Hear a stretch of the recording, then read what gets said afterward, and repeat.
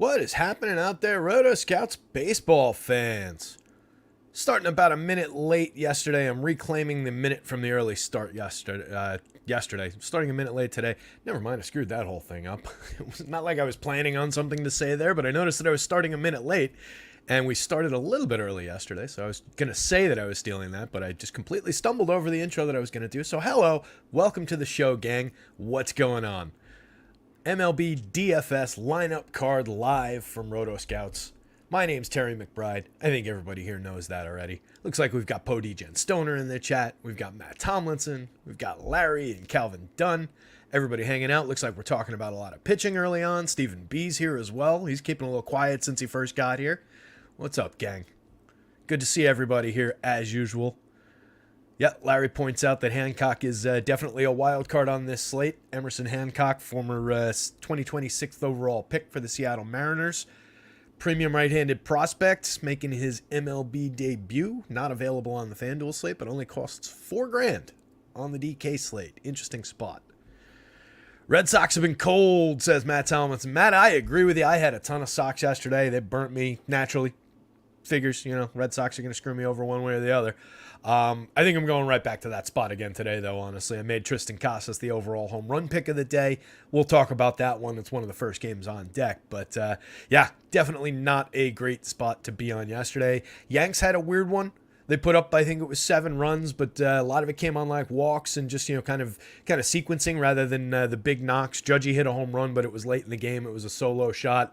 Jake Bauers missed. He had a warning track shot the at-bat before the Judge home run. Just missed the home run pick for the not off the board Jake Bauers by any means because he's cheap leading off that Yankees lineup, but was an interesting pick. Dimitri says he's here from a bad night yesterday, but I'm back. I'm here, fam. Bad night yesterday, but I'm ready to get a better night today. Let's go. I agree, D. I'm looking for a better night today, too. I'm glad everybody's here. Mamba's here. Fanatic's here. Trey McKelly's here. Thank God Acuna's okay. Yep, with you on that one.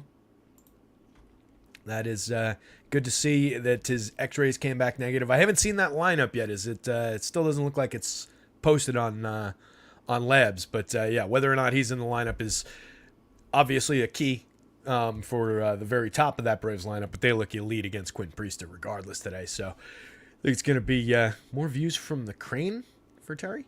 Oh, more views from the crane because Travis is up in the crane. Right on. Gotcha.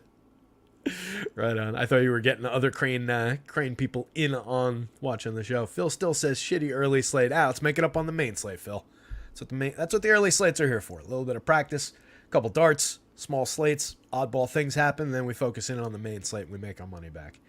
Dennis Forgy says Higgy pinch hit homer. Was it a pinch hit? I thought he started yesterday, didn't he? He hit one. I thought he started yesterday, though. Regardless.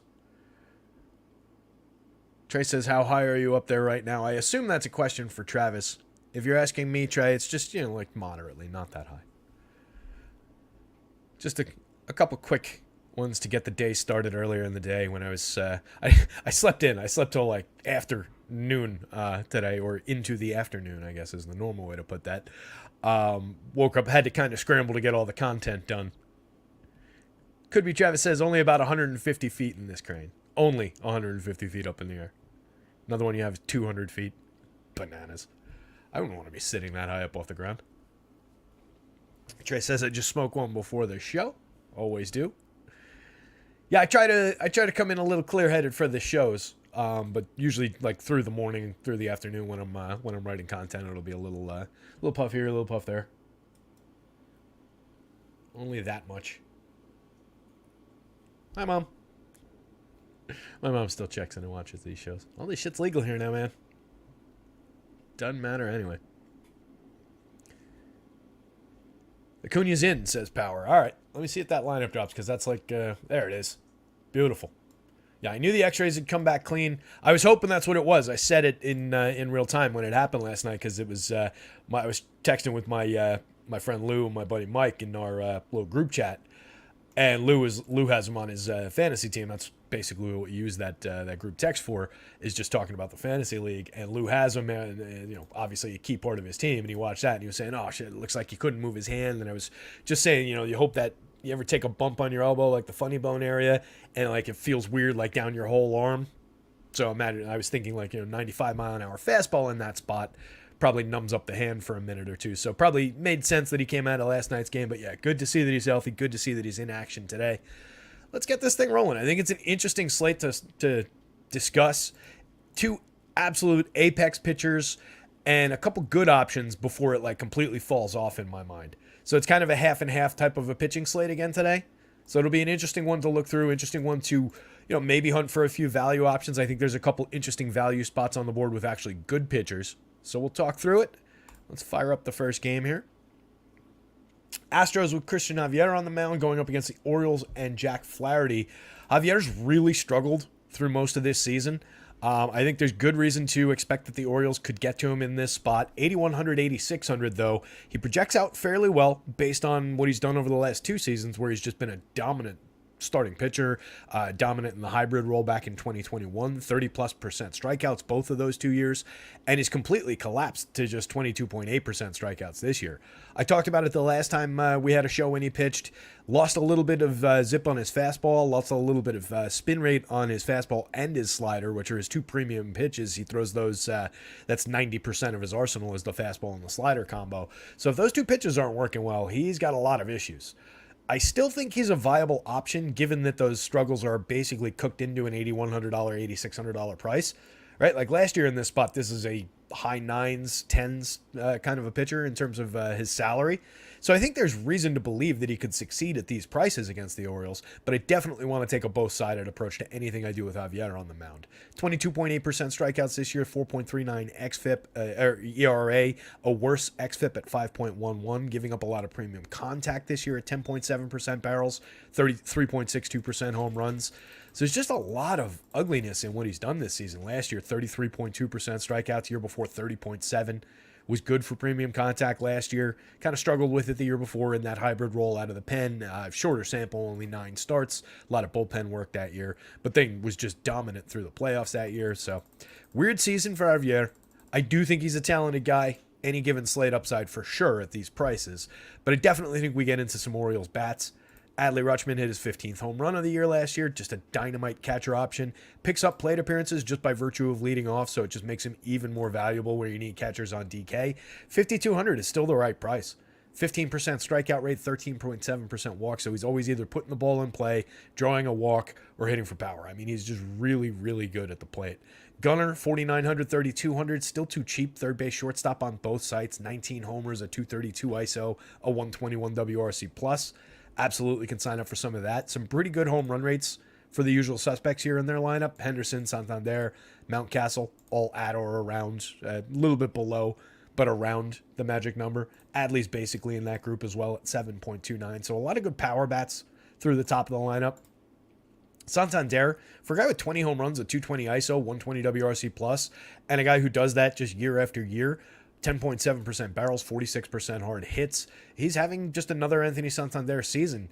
Only 4,400 on DK seems a little cheap to me for that player. First base and outfield eligibility for 3,300 for him on FanDuel. A little bit light in the salary, so I like that as a value buy in Orioles stacks and just potentially a one-off play on either side. I think he's viable as a one-off. Enough power there, enough reliable power there.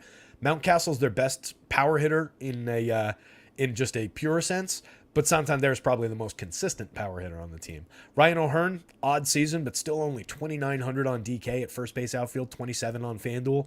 Was never this guy well with the Royals. He was like a 220 hitter, I think, for his career with the Royals. 307, 344, 508 this year. 9 homers on the board at 201 ISO. As long as this stays here and that stays there, you can keep playing Ryan O'Hearn as long as he's hitting in this spot in the lineup. Adam Frazier, Austin Hayes, Jordan Westberg, Colton Cowser. These guys kind of drag down the collective projections. It's bugging me when I rank out this team because I think they're better than they rank out a little bit.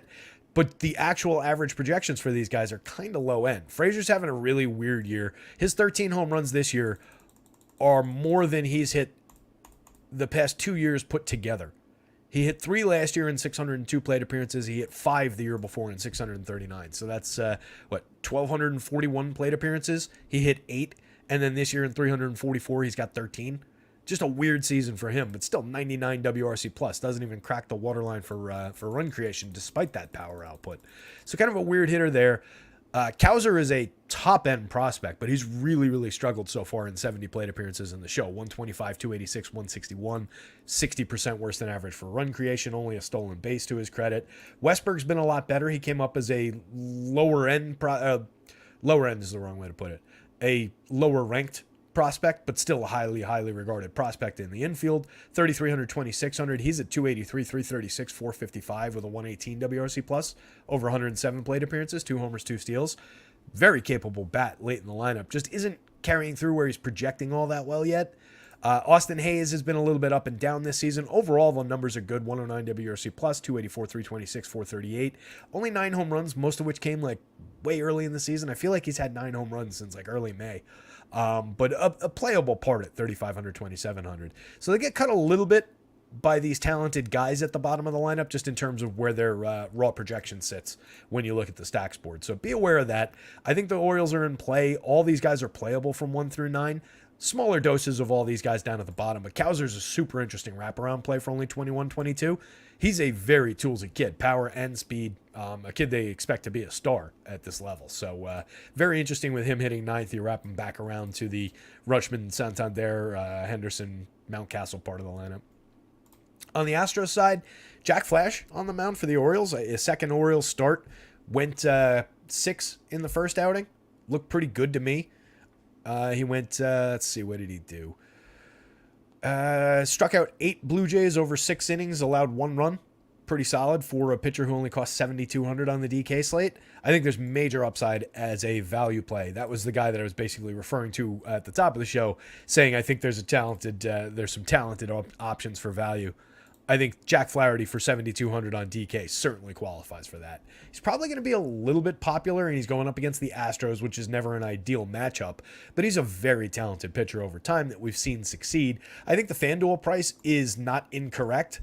It's just probably a little higher than I want to pay for Jack Flaherty against the Astros, which it makes it the correct price, but just slate-wise, I don't know that I want to pay 93 for Jack Flaherty against the Astros when I've got other options for cheaper that I like the same or better. But he projects out fairly well on a somewhat limited board. 22.4% strikeouts for the season, a 4.28 ERA. Very good over time at limiting home run power.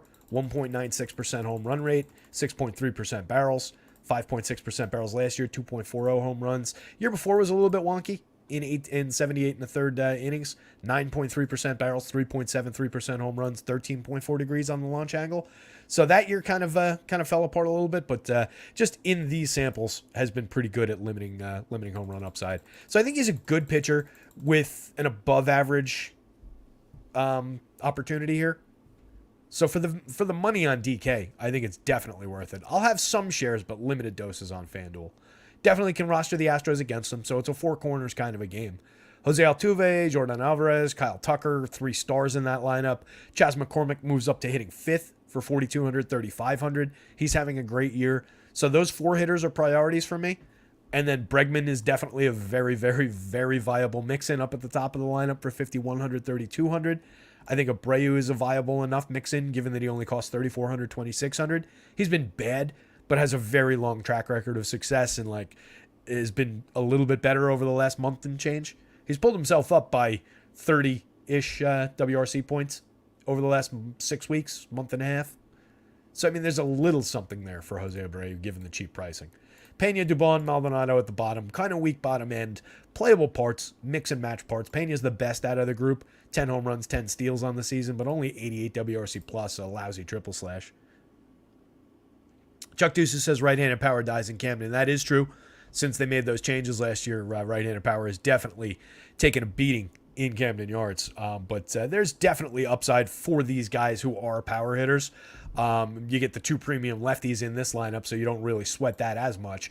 But maybe it dings McCormick a little bit. Maybe it dings Bregman and Altuve a little bit. But any one of those guys against Jack Flaherty does have a little bit of home run upside.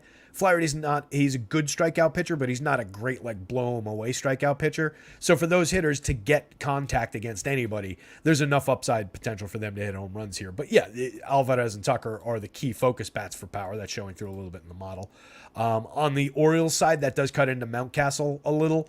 He had a lot of bad luck last year. Would have had a much better home run total hitting in a lot of other parks for Mountcastle. Just mashes the ball, makes excellent contact with the ball, but definitely does lose a little bit given he's a right-handed hitter in this park as his home park.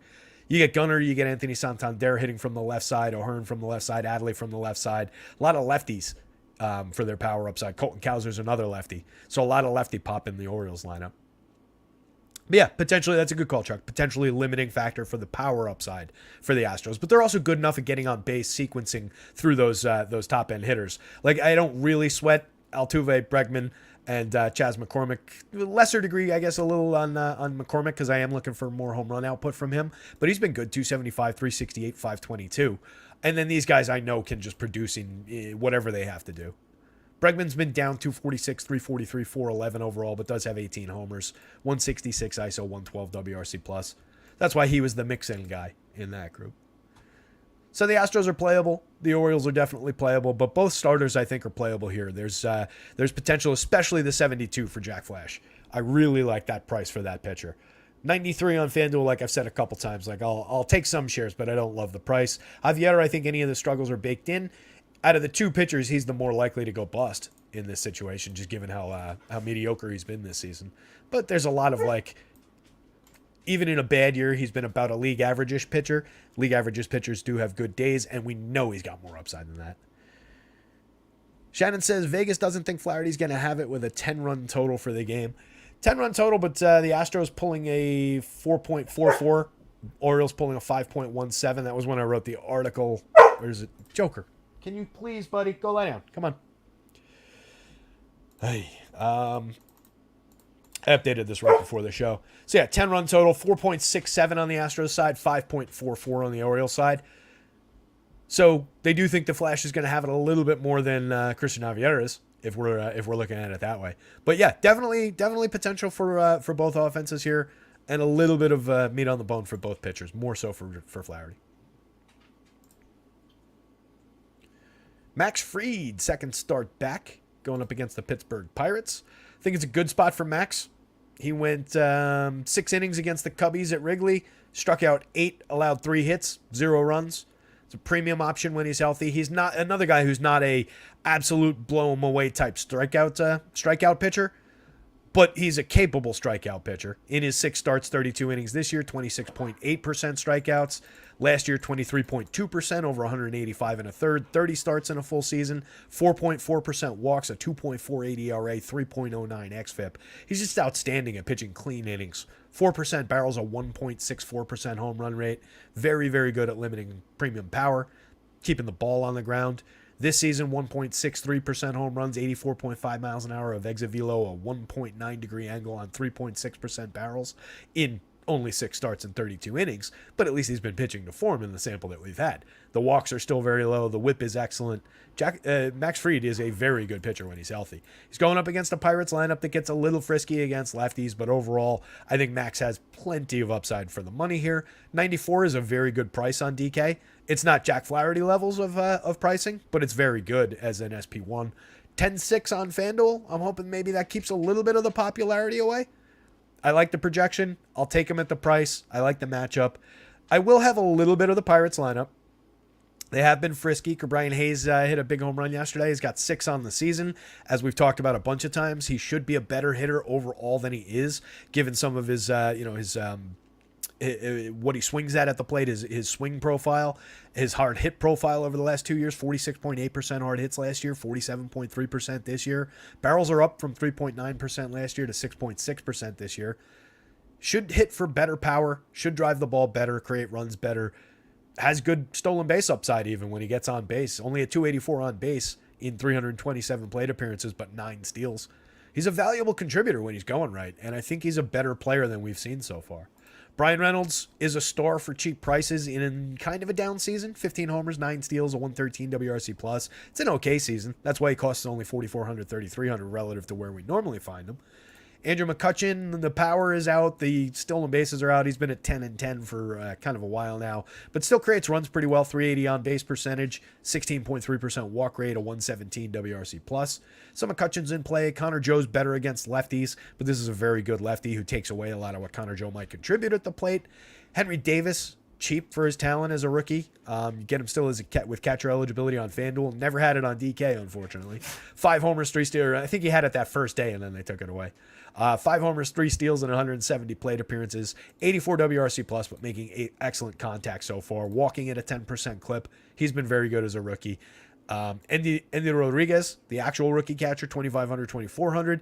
Good power profile from him. 61 plate appearances, 14.3% barrels, 51.4% hard hits so far in the show. 2 home runs to show for it so far at 232 ISO. Absolutely an interesting bat when you're stacking Pirates. Suwinski dropping all the way to 7th in a lefty-lefty matchup. Suffers a little bit, but still 18.1% barrels, 48.4% hard hits. If you're chasing the belief that the Pirates get to Fried, chase him early, then Suwinski's got to be a part of your plans. Whether he gets to Fried or not, you'll get opportunity later in the game. Triolo over 119 plate appearances. Moderately effective, 278, 336, 296. Not a lot to show for it. No power to speak of. 1.4% barrels, 27.4% hard hits. A .019 ISO is very, very light.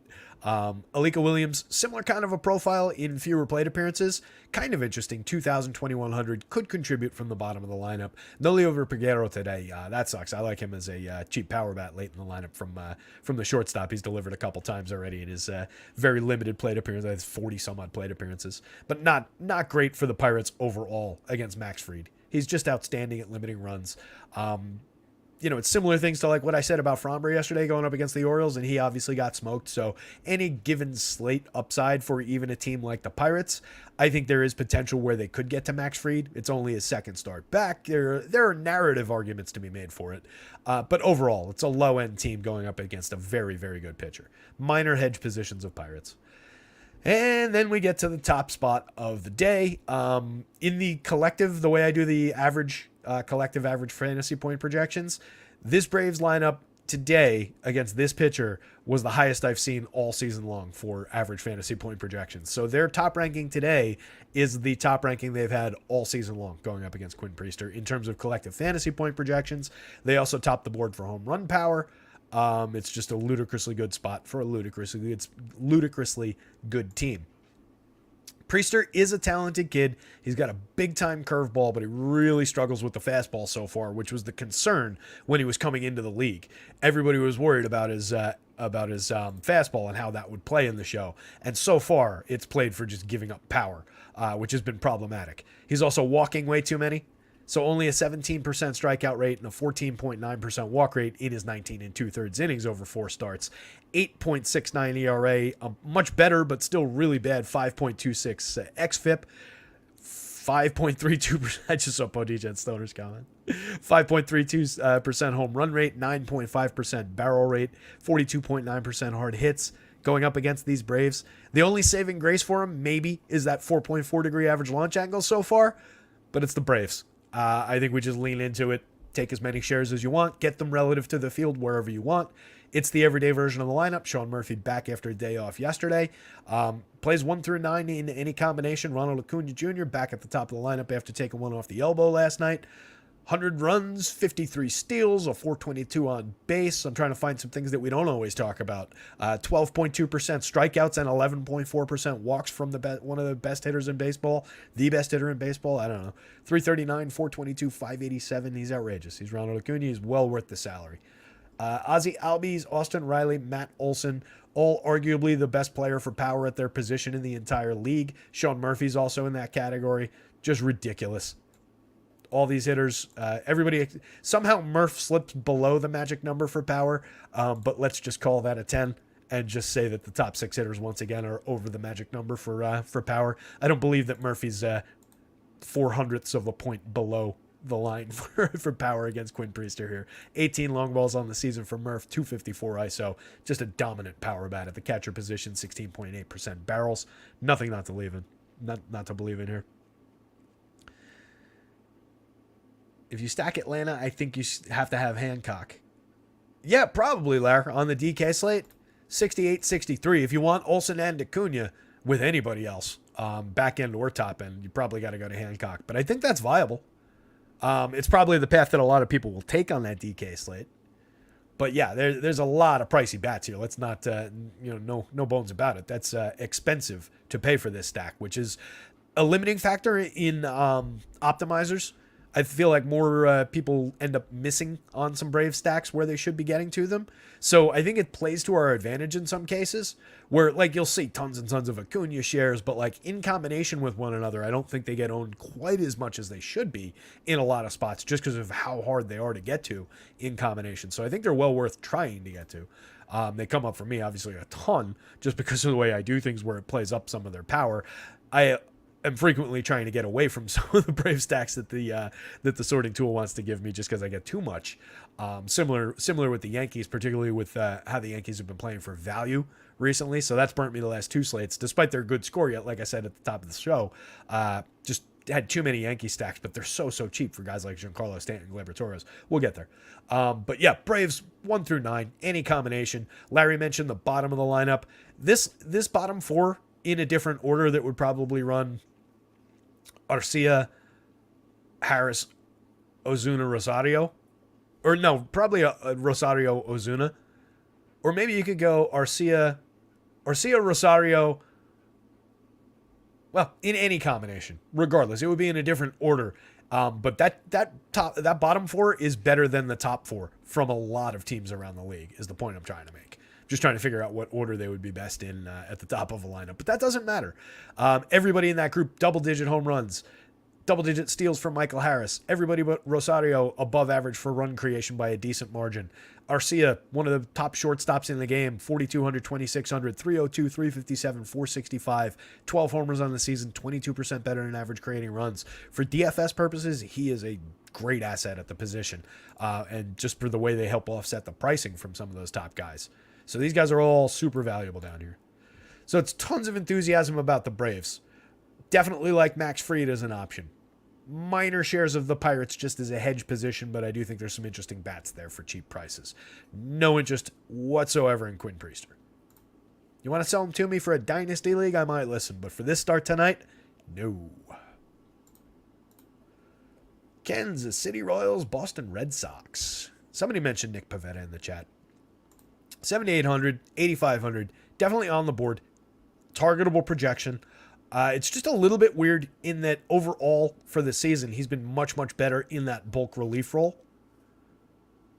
As a true starter, over 47 and a third, 5.89 ERA and a 4.51 xFIP versus a 2.40 ERA and a 3.40 xFIP in 45 innings of bulk relief work when he comes in after the opener. Strikeout rate in bulk relief, 34.1%. As a full starter, 24.9%. That's still good, but it's down 10 points compared to when he comes in bulk relief. He's got a definite path to success, but Vegas is giving the Royals a little bit of love. They're major underdogs at plus 200, but they're carrying a 4.26 run total in this hitting environment that's actually, since I wrote the article, probably gone up because this is sitting at a 11 now. So they're up to a 4.5, 4.5 runs. That's a respectable enough run total against Pivetta here where I don't know that I want to get carried away with Pivetta shares. He's also given up a ton of premium contact this year. 11.2% barrels, pushing a 15-degree average launch angle, so it's not like it's on a ground ball trajectory. 91 miles an hour of exit velo, 42.5% hard hits, 3.90% home runs. I question this spot. 29.1% strikeout rate, but a 9.4 walk. This is a weird whip to have with that walk rate. So maybe a little bit of luck in the BABIP. I don't know.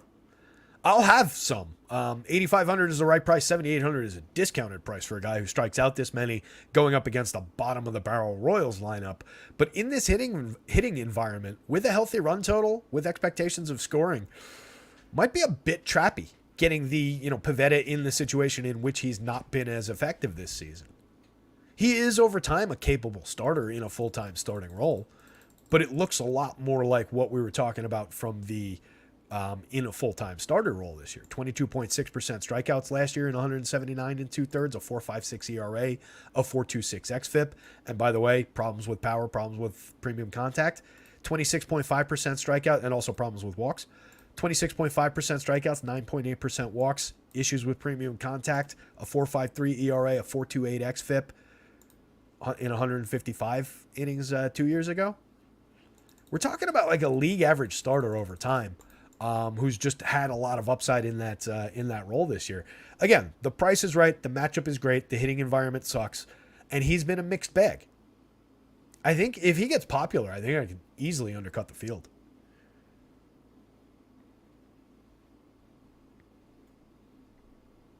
Lemon says blink twice if Pivetta is a trap. I think so. I do kind of think that way. I will have some. Don't get me wrong. I'll have some because the price is right. So it's not really a trap. It's only a trap if he gets filthy ownership. I assume he's going to be popular. Let me see. Without giving away numbers, I'll check what he's owned at across town. FanDuel, unconcerning. Oh, by the way, when I did this yesterday, I forgot to change it back from DraftKings to FanDuel when I was starting to build my lineup. So I uploaded all my projections. I got everything in order, all set up. And then I realized when I went to the stacks tab to set up where the stacks were, it said, do you want 5-man stacks? And I was like, oh, shit. I never changed it off DraftKings. So I had to redo everything when I had already started at, what did we get off the air, 6:15 yesterday? Oh, very manageable ownership. Interesting, though. He pitched 4 days ago, and they've got him across town at a more limited pitch count than what I was giving him. That's interesting. He did pitch in bulk relief, 4 innings on the 5th. Went 4 innings, faced 19 hitters, gave up 3 runs, a homer, 2 strikeouts. Game before that was a full start, was good in that one. 7 1/3, struck out 10, gave up 3 earned runs, though, 2 home runs. So maybe good is a strong word. Good for strikeouts, but a mixed bag of quality. Bulk relief appearances in a long stretch before that, and was obviously, as I've said, very effective in that role. It's even more trappy with that. If he's got a limited pitch count tonight, that gets even more trappy.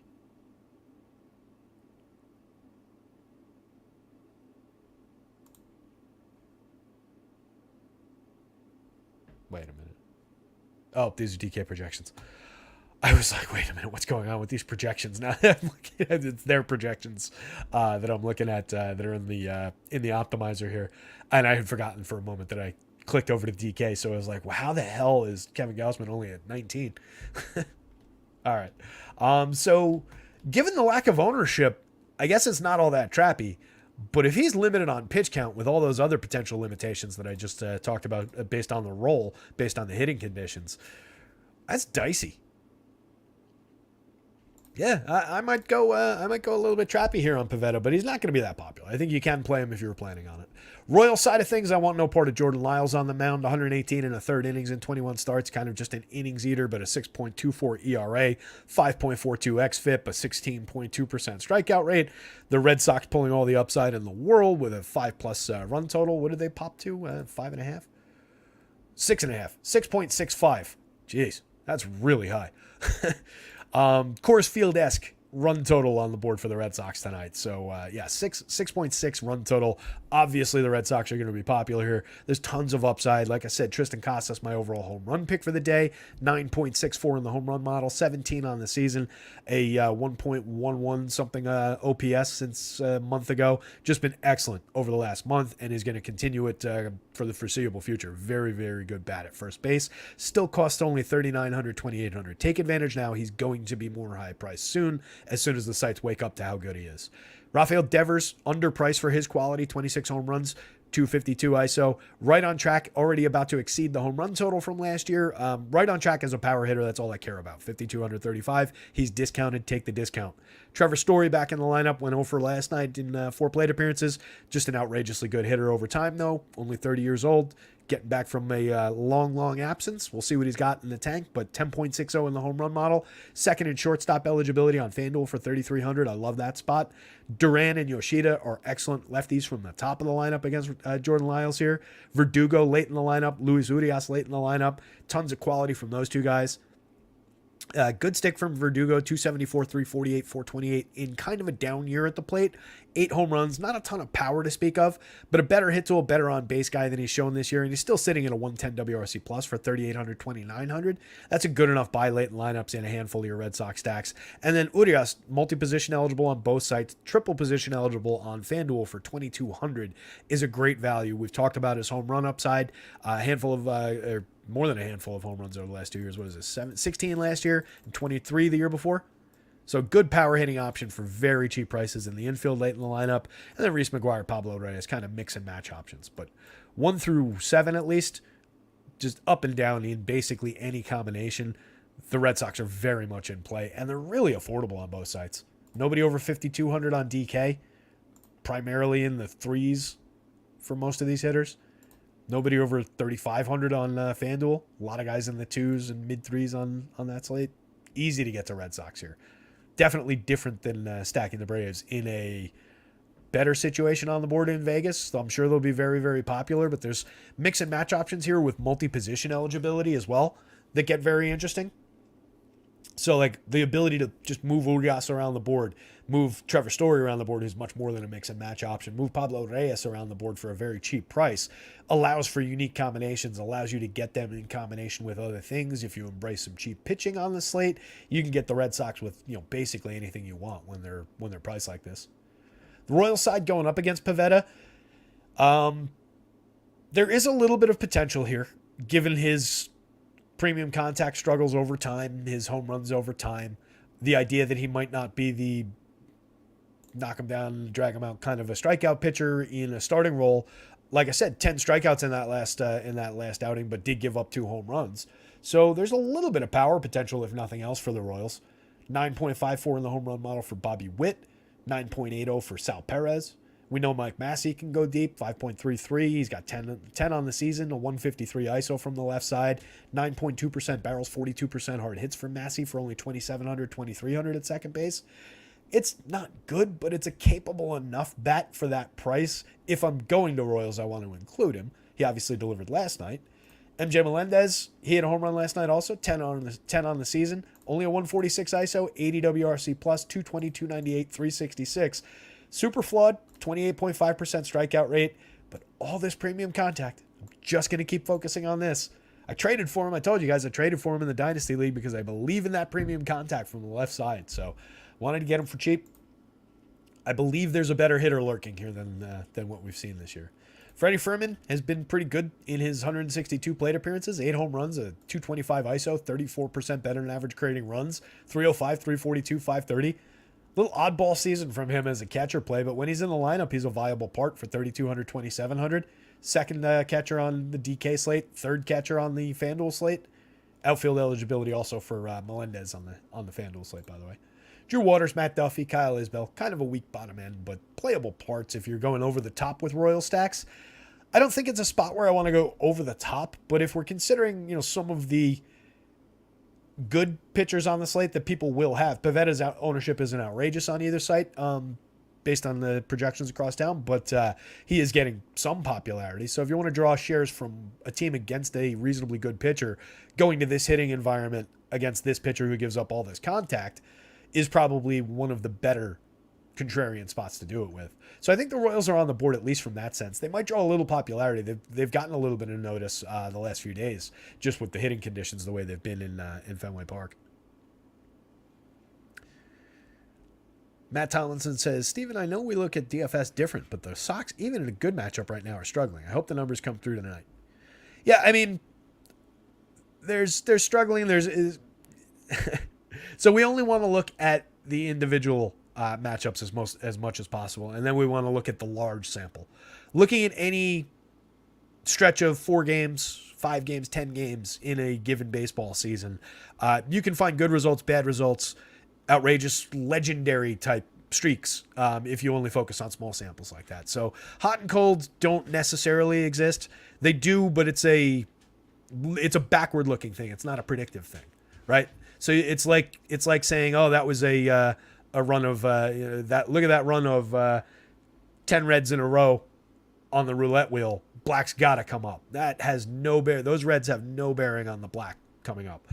struggles over a large sample obviously do have bearing on what the team might do tonight. But this is an elite matchup for this club. So I don't think that that's something that you really want to focus too much on, Matt. But I get what you're saying there in your conversation with Steven.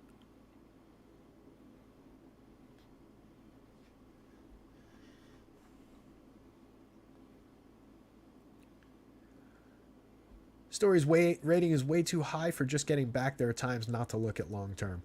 I don't really agree with that. Kind of just goes in line with what I was saying there, Steven. And he had some rehab appearances. Yeah, Shannon mentions it in the chat there. 4 homers and 44 plate appearances in the minors, all off righties. I didn't have that number in my head. Thank you for that, Shannon. But it's just a guy I believe in over time. So, maybe it should be an 8 or something, but it's a very negligible difference anyway. Maybe you could argue that Coors Field had a major impact over time on Trevor Story's numbers, but I'm going to side with the long-term sample for who I know this hitter is for the most part. And he is just getting back at the up to speed in the show. So, yeah, maybe there's timing issues, but I'm going to side with the model, and I'm going to let the public make those decisions. And if nothing else, if he does struggle and you continue going there, when he finally connects, you're going to be ahead of the curve. Let other people jump off of a great player at a cheap price.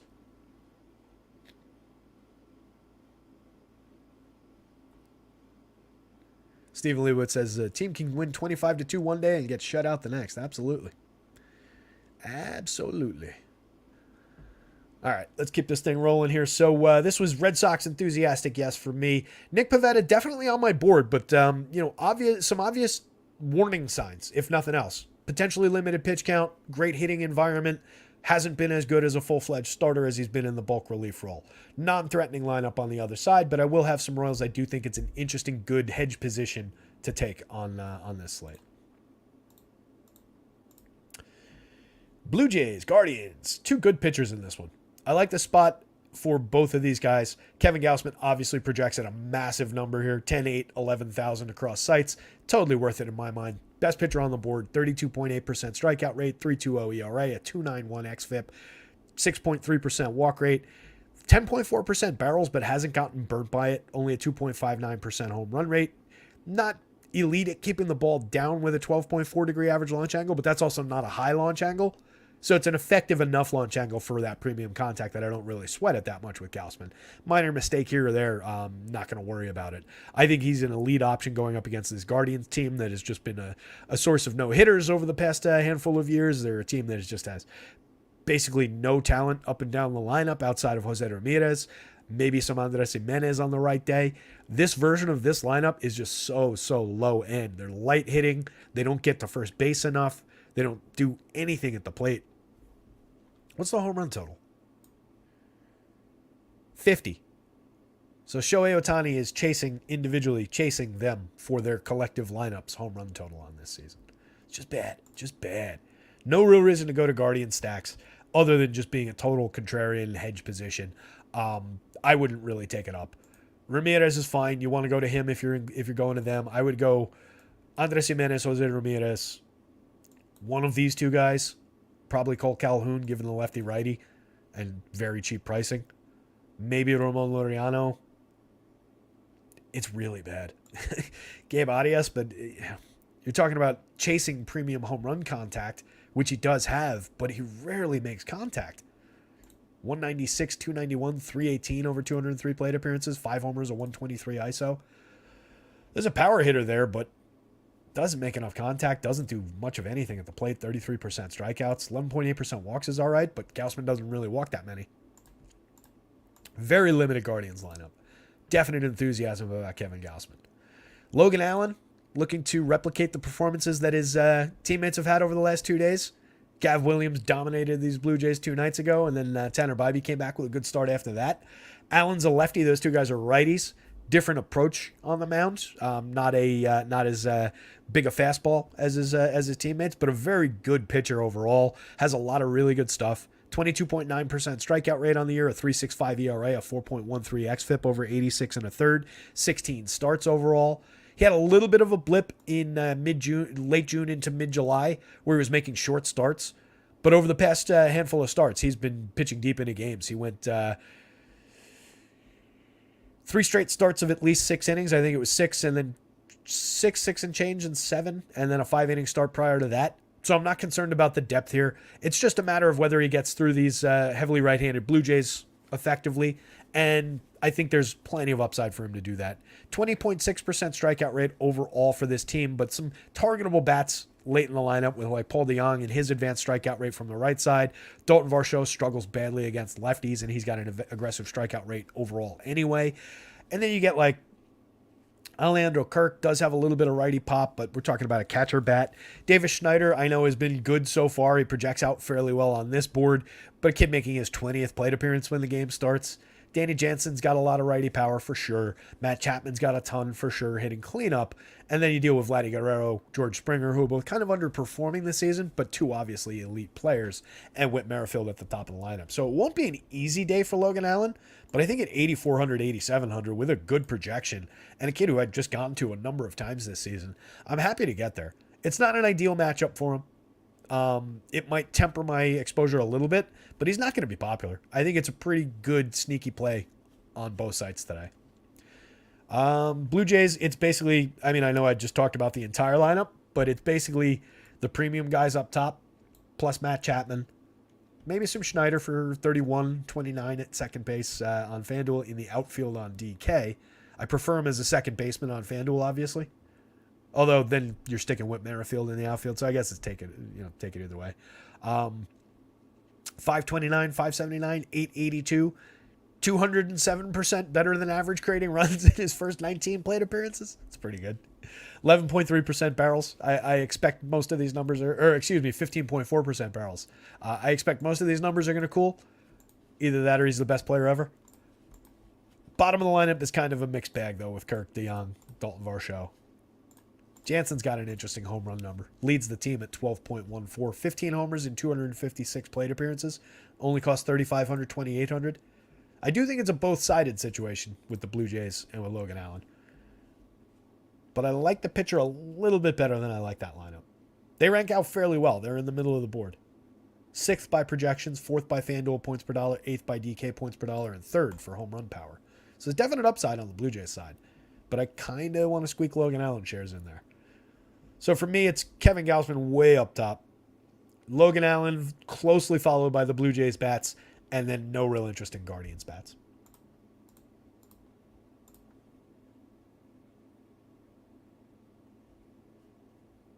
Salty old man says, late, but here, pack a bowl and get done with some MLB and Terry. Love it. Yeah, give the stream a like, says Bless. I agree with that. Give a little bit of like and subscribe, love. Appreciate all you guys showing up day after day for these shows. I know they're long, but hopefully we get a lot out of them. Hopefully we enjoy ourselves. Chuck Deuces says, Clevenger, he doesn't give up as many walks as Tukey, and Tukey almost had one last night, but got BABIP to death with a 545 BABIP. I probably won't end up getting to him, but I could see it. I don't like Clevenger at all today. I don't think he's nearly the same pitcher he once was. We'll get there. Cubbies, Mets, David Peterson, Kyle Hendricks, another two pitchers I don't like today. Peterson has proven himself at the major league level over time with strikeouts, decent strikeout pitcher over time. Just not going to see the innings, 3 or 4 innings from Peterson today. So I don't think he's viable enough. That's actually a little high projection. I think that's like a 5-ish inning projection. So I don't love the projection, but 27.8% strikeouts, 24% strikeouts the year before, 23.7% this year in a limited sample in the show, 65 and a third, 12 starts, but a 5.65 ERA. Although a 3.63 xFIP is a lot better. I just think he's more of a target for Cubbies bats, walking an aggressive amount of hitters. They're a patient bunch with some good walk rates, some very good on-base percentages, great ability to sequence, decent amount of power in that lineup. And then Kyle Hendricks is just kind of a non-option. We all know that, right? 3.98 ERA, fine, but a 4.60 xFIP. Only walks 3.6%, which is limiting to a degree, but gives up tons of contact at 15.3%. Not a ton of premium contact, but if you're giving me this much bat on ball with their realistic fly ball potential against Pete Alonso, against Francisco Lindor, Francisco Alvarez, I'll take those 3 power hitters any day against Kyle Hendricks. So I'm enthused about the spot for the Mets. Lots of power right here. Brandon Nimmo is a great leadoff hitter for only 4,500, 3,100. Gets on base at a good clip. Has great power on his own. 119 WRC plus overall. 47.1% hard hits. I didn't mean great power, but good power on his own. Alvarez obviously has great power and great responsibility as the catcher for the Mets these days. 230, 296, 491 in the triple slash. Not great, but we're only looking for home runs, really. And he gets a boost in his opportunity from hitting second. 4,000, 2,800. Just discounted option with tons of power and an additional plate appearance potentially. I love that spot. Lindor, 22 home runs, 18 steals, 122 WRC plus. Just ignore the triple slash, 225 ISO. Paying for a power hitting Francisco Lindor at shortstop, 53-37. Arguably still a little bit cheap for his talent on DK. Same thing with Pete Alonso at 55. He's got 34 homers on the season, a 15.6 in the home run model. One of the higher marks on the board for the day. Jeff McNeil, it sucks when you get him fifth, but what can you do? You hope he resets the table for like a maybe Mark Vientos home run behind him. Kind of a weak bottom end for the Mets with O'Neill, Almonte. I do like Vientos for 2,500, 2,200. Cheap source of potential power late in the lineup. Jonathan Aruz and Rafael Ortega rounding out the bottom end of the lineup for cheap prices. Low end bottom of the Mets, but I think you can definitely work with some of these options. Almonte hit a home run in 37 plate appearances last year, had 5 in 175 the year before. 330 plate appearances 2 years ago from, who was that at the bottom? Ortega. 11 home runs, 12 steals that year in 330. Last year, 7 homers, 12 steals, 96 WRC plus. Was way better in the half season sample in 21 than he was in the half season in 22. But obviously a playable part for very cheap prices. So mix and match your way through the bottom of the Mets lineup, but priorities around top 4 plus 7, I think, is my favorite of the bottom end. Cubby side of things, Chris Morel in the leadoff spot. Gotta like that. 3,500 triple position eligible on FanDuel. 4,600 dual position eligible on DK. Obviously tons of pop. 17 home runs on the season. A 253 ISO. 15.2% barrels. 49.7% hard hits. It comes and it goes with Morel, but you're getting him at the right price and all that flexibility in the top spot in the lineup, so he picks up plate appearances. Most of this damage has come from way late in the lineup, so getting him up here is just advantageous. Nico's back to 4,900 on the DK slate, 35 on FanDuel. Inconsistent producer, but 330 on base is okay, 28 steals, only a 98 WRC plus. He's just a little expensive. He should be priced more like what Ian Happ is, and Ian Happ should probably be priced more like what Nico Horner is. 13 homers, 9 steals from Happ, 371 on base, 17% better than average creating runs. Decent contact profile with 9.4% barrels. Not outrageous, obviously. Only a 5.11 in the home run model, but very cheap. Hitting third, setting the table for these guys. Love that spot for Ian Happ. I don't like leaving Happ out of many Cub stacks, especially ones that include these guys. Cody Bellinger, it's amazing. Light contact profile at 6.4% barrels, 31.1% hard hits. 17 homers and 226 ISO to show for it, though. Kind of the opposite of like an MJ Melendez, who has all that premium contact and nothing to show for it. 331, 382, 557, 50% better than average creating runs for Bellinger. He's been elite this season. Still affordable on DK. 42 on FanDuel is obviously the right price.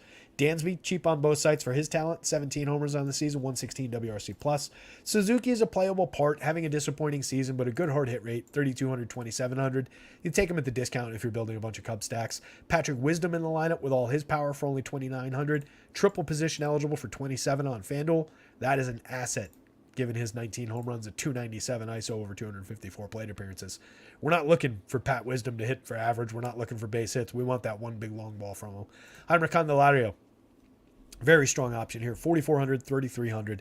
17 homers on the season, a 227 ISO, 130 WRC plus. Was kind of scuffling with Washington early in the year. Really pulled himself together. Was not hitting much against lefties and kind of has pulled that together as well. He's a switch hitter and was just doing most of his damage against righties earlier in the season on that Washington team that everybody else was performing really well against lefties.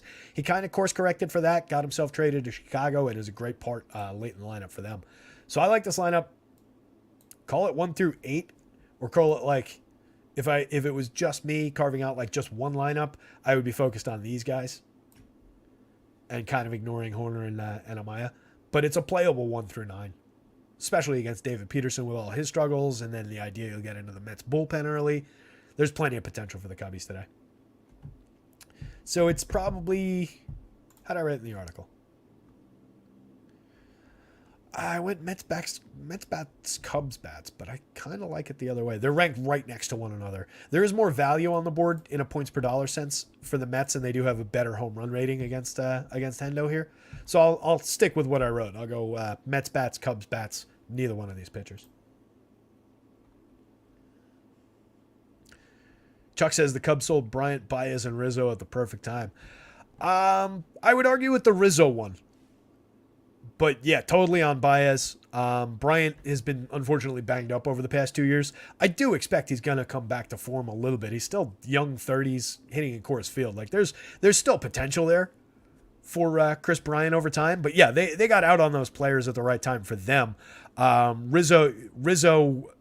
Oh, that's right. Was Bryant a free agent? Well, either way, they got out on him anyway. Rizzo, I think, is still a very good hitter with power. He had a concussion for the last 2 months. Like that's why he fell apart at the plate. It became obvious. We were talking about injury. I thought he had like a jammed shoulder or something from that collision at first base. But it turned out that it was a concussion all that time, and his timing was like they measured it and like legitimately off by like a decent amount. So it was a injury based concerns for Riz this year. But it looks like the Yankees lineup dropped. But I don't know for sure that he's totally shot is what I'm trying to say. Like if he comes back clear head next year, he was having a great season before that happened. He was 311 something with like 12 home runs prior to the injury.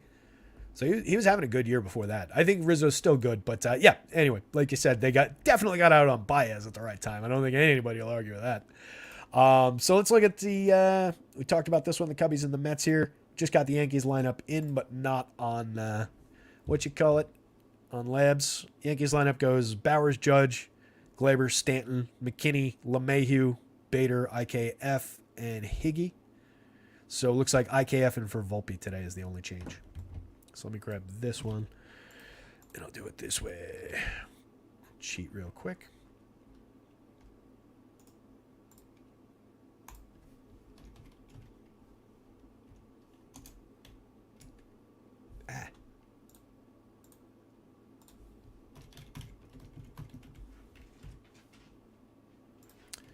And there we go. I think that's right. That's what I just read, right? I think so. Okay, so Mike Clevenger, 6,900, 8,100. I do think if you're playing on DK at 6,900, you can probably throw a value dart or two at it. It's not good, though. 3.72 ERA, but a 5.54 xFIP in his 72 and 2/3. Only 18.5% strikeouts. Walking 8.6%. Only inducing a 9.1%. Swinging only a 24.8% CSW. Giving up a lot of barrels. Not a lot of hard hits. Not a ton of exit velo. But a lot of barrels on a hefty launch angle. Fly ball oriented. 3.19% home run rate. Going up against Aaron Judge at double the magic number. He was at 23 and hit one yesterday. Kind of like the spot for Judgy. I like the spot for Jake Bowers in the leadoff spot, up above the magic number. Glaber hovering around it. Giancarlo Stanton above it. Billy McKinney as a stout lefty bat. 6 home runs in 123 plate appearances, a 213 ISO. Quad A type guy, but making good contact so far this year. Still priced very cheap at 2,300, 2,400 in the outfield.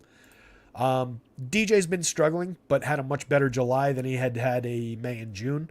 And then has had a pretty good August so far. Got the day off yesterday, 3,100 on DK, 25 triple position eligible on FanDuel. There's a lot of value in these Yankees on FanDuel. These two guys, like I referred to this earlier, but getting these two guys, even the DK slate at 45 and 46, but particularly 31, 3,000 on FanDuel, second base and outfield, for these two hitters, it's just cheap. Glaber's having a good season this year. 176 ISO is only okay, but 18 homers to show for it. 15% better than average creating runs. One of the better power hitting second basemen in baseball. Stanton, one of the best power hitters of his generation, if not the top guy. Never stays healthy, so the numbers fall short in a lot of ways. But when he's out there, he is an elite power option. 17 homers on the season, a 250 ISO for 3,000. 15.6% barrels, 48.6% hard hits for 3,000 against Mike Clevenger. I'm on the Yanks side of this one again, for better or worse. It's been worse in a lot of days this year. Kyle Higashioka hiding down the bottom of the lineup, the better of the two Yankees catchers when it comes to hitting. 11.6% barrels, 47.3% hard hits, 7 home runs. Gives the oddball home run here and there. IKF, as much as I don't like him, he has been somewhat effective for these $2,100, $2,400 prices. 2,400 triple position eligible on the FanDuel slate. He has to be part of the plans over there if you're building a lot of Yankee stacks, just because he helps pay for things, he makes things work, he clicks around to different spots in the lineup, but he's a very limited hitter. It's important to realize who IKF is. 35.5% hard hits, 4% barrels, 253, 322, 373, and a 120 ISO. He's got 6 homers, hits the ball, he's a base hit guy. He led the league in singles 2 years ago when the Yanks were inept at hitting for average, and everybody was like, oh my God, the Yankees need people who can hit for average. So they went out and got him, and he hasn't been good, or 3 years ago, whatever that was. He hasn't been good, but he gets a lot of love from some fans. He gets a lot of love, inexplicably in my mind, from the announcing crew. Anytime he gets a base hit, it's like, oh my God, there's IKF once again carrying the Yankees offense. Dude's 5% worse than average creating runs. What the hell are we talking about? I'm obviously thinking that Michael K is watching this show right now and speaking directly to him. Speaking directly to people and organizations. What the hell are the Orioles doing suspending that kid? I know this is 2 days ago now. I did send a tweet about it. But for God's sake, like, the kid was reading, if you didn't see it, the Orioles broadcaster, Kevin Brown, was reading statistics that the truck had prepared that were on the screen. And it was just, the Orioles have lost X amount of games over the last handful of years against the Rays. They've won more this year than they won the last 3 years combined or whatever. And they suspended him from their broadcast crew for it. Apparently, the owner of the team got really pissed off and thought he was like talking shit about the team. But it was like, if you're going to suspend him, you have to suspend like the producer, the graphics guy, everybody who participated in creating that bit. It's not like he was out there like bad-mouthing the owner, saying that he murders women in his spare time and he's a horrible bigot or something like that. Like, maybe you suspend him then. He was just talking stats. It's ridiculous. Anyway, I know they're not listening, but I just had to vent. Just like I did with IKF. Harrison Bader, infrequent contributor, can knock one out of the park, can steal you a bag, only gets on at a 300 on base percentage, light hitter overall, 3,300, 2,900. He's playable. I really focus on the top 5 here, bolt-on parts here and here. It's a 1 through 9 lineup if you're building a lot of Yankee stacks, which I do think is justifiable given their value scores, given their home run upside, given the matchup against Clevenger. It's just a limited bottom 3 at least, and LeMahieu's been limited over this season and like the last 2+. But playable parts.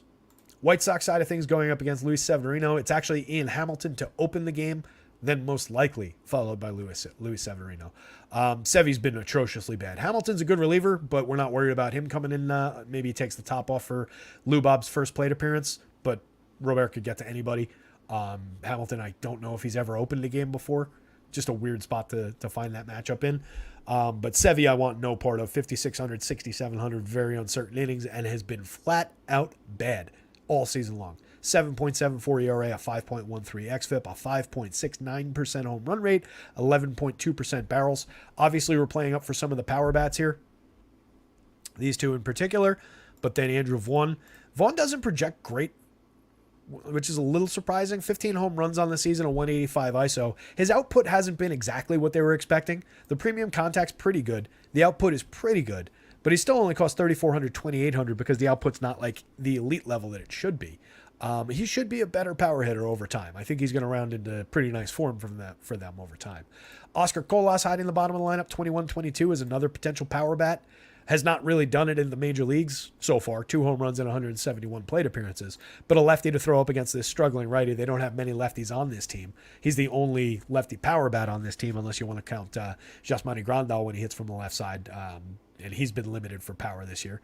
8 home runs for Grandal, 123 ISO, 5.9% barrels, 35.2% hard hits. Elvis Andrus, bottom of the lineup. So it's weak, okay potential for cheap power. And then I like this part of the lineup. Well, I like this part of the lineup, and I'll take shares of these two guys.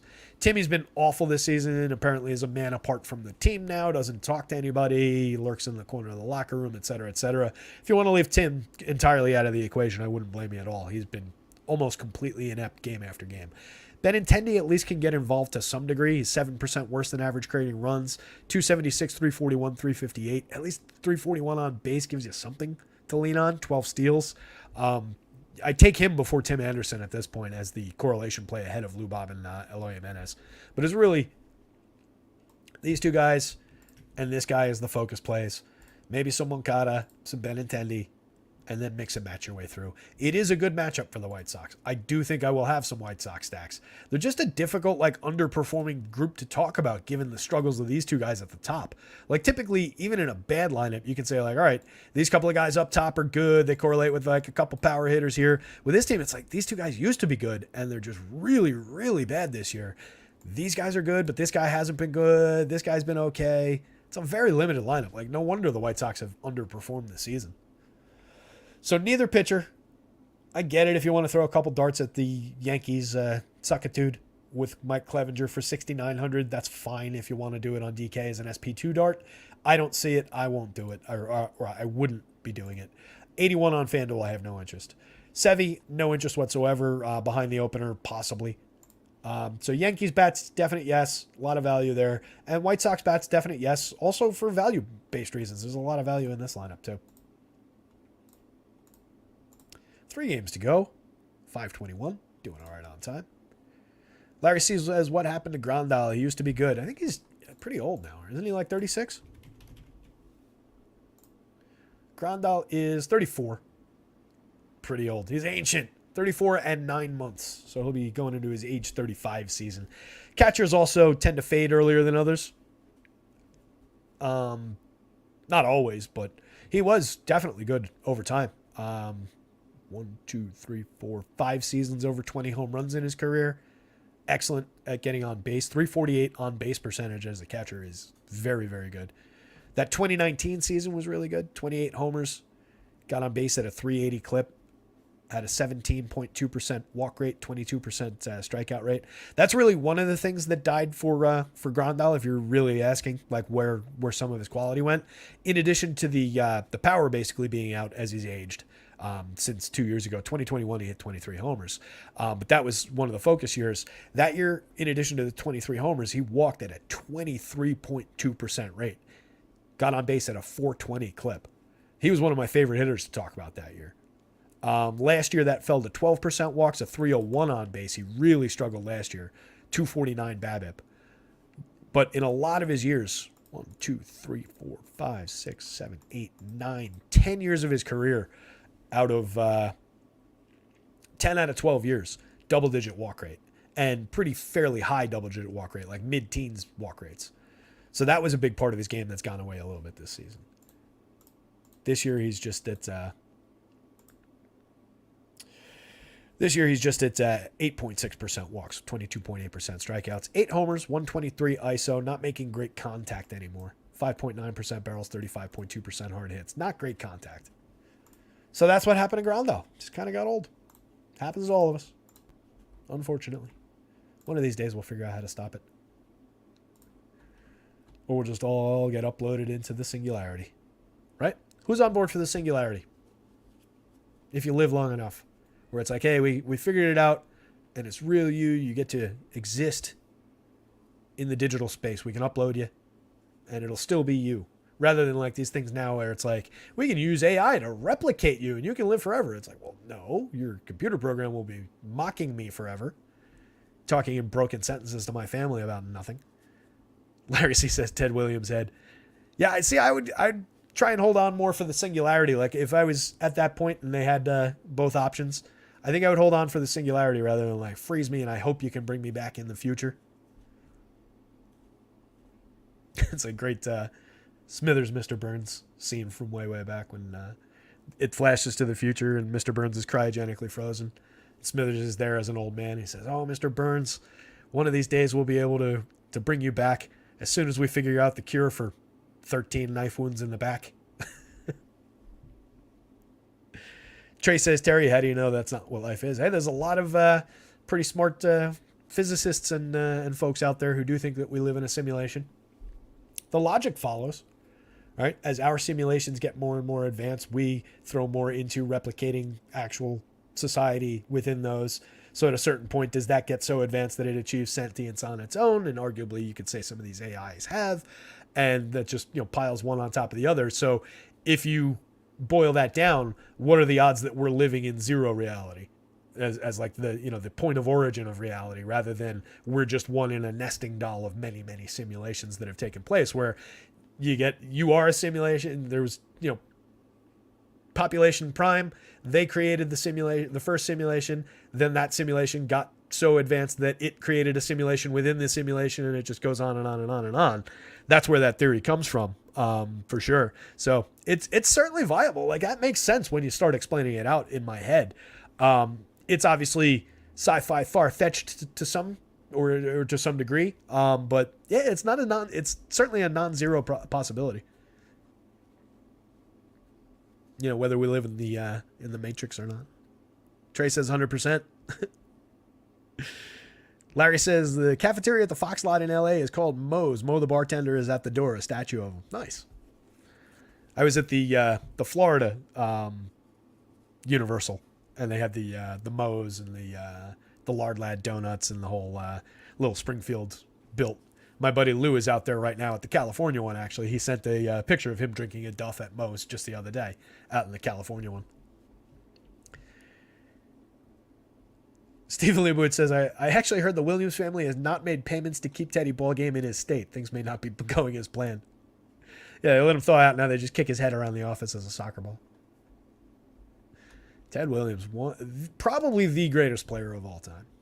If we're really boiling it down. I mean, there are arguments to be made for guys who are doing it now, like the pitcher in this Angels game that we'll get to in a second. But when you take into account that Teddy Ballgame lost a couple of seasons to go to war, I think twice. I think he went to World War II, and then didn't he go back when we went to Korea? Pretty sure.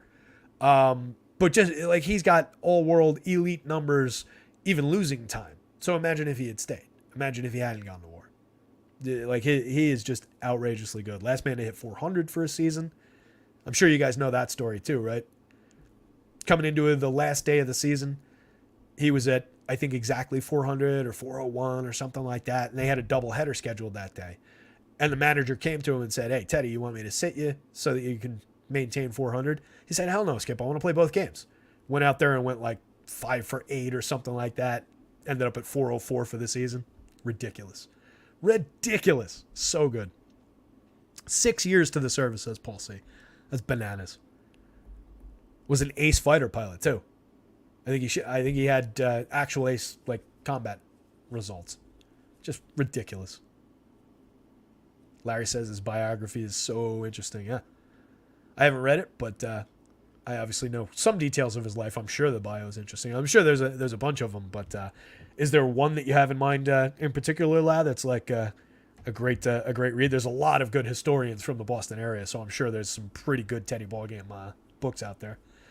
As Larry answers that, let's take a look at Shohei Ohtani.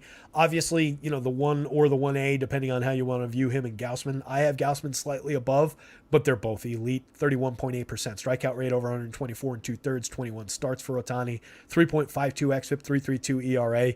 Where he gains a little, or where Gausman gains a little ground for me in the model is Ohtani's walking a few too many this year at 10.1%. Not that it's burnt him. He still only has a 1.07 whip. He has the ability to punch his way out of any jams. He's given up a little bit of premium contact with 10% barrels, 3.58% home runs, a little bit more home runs, but there's obviously no real threat here. I think he's elite against the Giants. I think they're going to be in for a long day at the plate. If you want to go to Giants bats, I would focus on like the premium lefties, Lamont Wade, obviously, Jock Peterson, Michael Conforto, those 3 lefties, plus Wilmer Flores, and then bolt on probably either J.D. Davis or Thairo Estrada from the bottom. If you're building on DK and you want to bolt on that 5th man, maybe Pat Bailey plays. But he's been okay over 228 plate appearances. 5 homers is good. 265, 310, 417. But he's kind of come back to earth after a really hot start. Just kind of a coincidental hot start. He's much more highly regarded for his defense behind the plate as a catcher. So I don't know that Pat Bailey's my go-to catcher bat on the DK slate against Shohei Ohtani here. I think if I am rostering Giants, it's probably in limited form, maybe as a secondary stack around the premium lefties and Wilmer Flores. Wilmer's been outrageous over the last month or so. He's right there with Tristan Casas with one of the highest OPSs over the last month.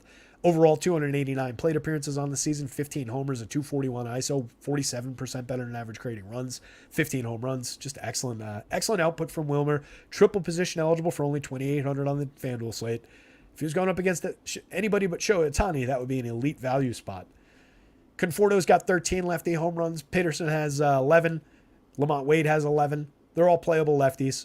Wade's kind of come back, cooled a little bit in terms of where he was earlier in the season, but does have 11 homers, does have a 131 WRC plus and a 396 on base percentage. So if we're looking for somebody to maybe work a walk, get on base ahead of the lefty power, I think Lamont Wade should be a part of your plans if you're building Giant stacks.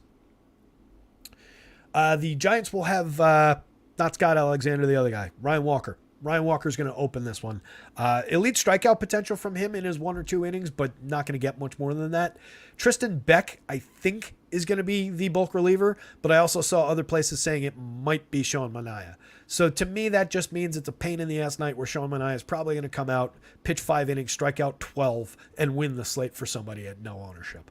I can't project either way if I don't know who the starter is, so I don't want to tell you guys to go play Sean Manaea. I wouldn't do it. Between the two, Sean Manaea is the playable of the 2 potential bulk relievers. Tristan Beck isn't bad. 56 and a third innings, all in relief, 20% strikeout rate, only 2.67% home runs, a 2.72 ERA, and a 4.33 xFIP. I just don't think he's got that strikeout ceiling that Sean Manaea has. We can look at Manaea real quick. Manaea, 27.5% strikeout rate. 5.25 ERA isn't good, but a 3.95 xFIP is kind of good. Too many barrels, but not that many home runs so far this season. It's kind of problematic when we don't know that he's going to pitch, but he's got the clearer ceiling between the 2 potential bulk relievers. So kind of pain in the ass. 6,300 on DK, which is really the only place I think you should do it. 7,300 on FanDuel. I just don't know. If you get the confirmation that, like, yes, Sean Manaea will definitely have 5 innings in this game, then you can roll the dice on a few shares. It's still not one to go over the top with because he's got to have the good outing behind that, and there's a lot of limiting factors. So it's not one I would go crazy with, even with confirmation that he was pitching. But if I'm looking for one of those guys, I'm looking for it to be... Why did that not... Oh, I pasted value, didn't I? God damn it, what's going on with this mouse? Why would it... Wasn't letting me click on Ohtani there for a second. So, yeah, no real interest in Beck if it's Beck. No interest in the opener. I do think you can go to some Angels, but you get the limitation of no Shohei Ohtani in the lineup for DFS purposes and his presence in the lineup to potentially soak up all the DFS points in the world. So that's problematic when going to this team. But I do think Renifo's playable for home run upside, multi-position eligible on both sites. 3 positions for 2,600 is valuable. He's got 11 homers on the season, exactly at league average for run creation. Flawed as a leadoff hitter, but that's where they keep putting him, so we get an additional plate appearance. I do think there's upside for Luis Renifo. Drury, 4,800, 2,900, hit his 15th home run last night, 224 ISO. Excellent source of right-handed power in the 3 spot or basically anywhere in the lineup. Mike Moustakas has pulled his life together a little bit with 10 home runs this season, 269 plate appearances after really, really struggling in limited samples over the past 2 years. So it's nice to see Mike Moustakas back. I don't think he was, how old is he? I think he's young, 30s, right? I'm going to say 32. 34. All right, a little older than I thought. So I was saying, so it was in his, let's see, in his age 32 season, only 206 plate appearances, only 6 home runs. Age 33 season, only 285 plate appearances, only 7 home runs. This is all with Cincinnati. 8 homers in 163 in his age 31 season. Only played 44 games. Stable strikeout rates in the 22% range through those years, but 230, 331, 468 with a 237 ISO. That was his last good year, that short 2020 season. That's right, that was the COVID year. So that was a short, decent season, and then 2 bad seasons in between in 2021 and 2022. Limited 164 ISO in 21, 131 ISO in 22. Limited triple slash as usual, limited power output. So nice to see him back to life a little bit here with the Angels now. Started the season with Colorado. CJ Cron also started the season with Colorado, as did Randall Grichuk. Both of those guys are in play from different spots in the lineup. 4,528 is good buy for CJ Cron with all of his power upside. Mickey Moniak, has exceeded expectations with 12 home runs and 238 plate appearances and excellent triple slash good run creation numbers. He's cheap still, 4,900, 3,200, playable lefty bat. Hunter Renfroe, tons of righty power, has been stuck at 17 home runs for as long as I can remember at this point, but is a major power hitter, 77 since the start of the 2021 season. Matt Dace, reasonable lefty power at catcher. Randall Grichuk, good triple slash, decent power output, 112 WRC plus. Very good hitter to find at the bottom of the lineup. I just don't love going to this team when I can't use Ohtani, because if he goes out there and hits the 3-run home run, he takes it away from Drury, Moustakas, Cron. He could also add to that by just getting on base 3 times and being there for these guys to drive in, but it's a limiting factor with no Ohtani. Enthusiasm about Shohei Ohtani on the mound. No real love for Giants bats, but I think you can get away with some of the lefty pop and Wilmer Flores. Minor shares in a contrarian sense. Definitely like the Angels bats. Probably won't be all that crazy popular, but I'll limit the shares just because of the no Ohtani situation. 2 games to go. We are coming up on 5:36. Been meandering our way through this slate, taking our time. I think we've got the opportunity to do that given the shape of the slate. Looks like that Mariners lineup drop. Let me grab that for the next game. Oh, that's this game. Even better. Different order on FanDuel, which is what feeds the order in when I put things together versus on Labs. So this is the last game on Labs, but it's our next game. So Emerson Hancock, we talked about him at the top of the show. 4,000 on the DK slate. Does not appear on the FanDuel slate, which is a shame. Making his major league debut. I think that's a good buy. Has been making starts in the minors, jumping directly from AA to AAA, AA to the show. Kind of interesting, jumping him up. But he was the 6th overall pick in 2020, and is a highly regarded pitcher in the minors. Where is it?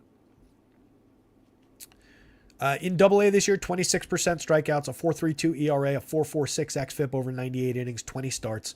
Like I said, directly bypassing AAA, making the leap directly into the show, facing the Padres with that top-heavy star-laden lineup. I just don't care about those limiting factors if he only costs 4,000. On the assumption of if he's going right, 5 innings, maybe 6, perfectly fine. Stephen Leboot says your Angel stack on SK is a no-show? What do you mean?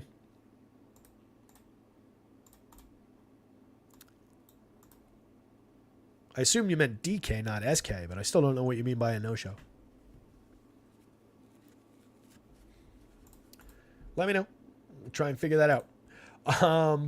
So I do think Hancock, given that he only costs 4,000, assuming we get a handful of innings, I think he's at least viable.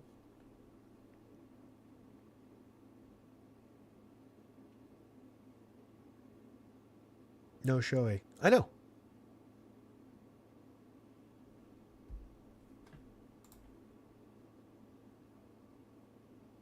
I'm not sure what you mean. I know that Ohtani's not in the stack. He's in the lineup, though, so he's going to appear there when we show it. But he's not.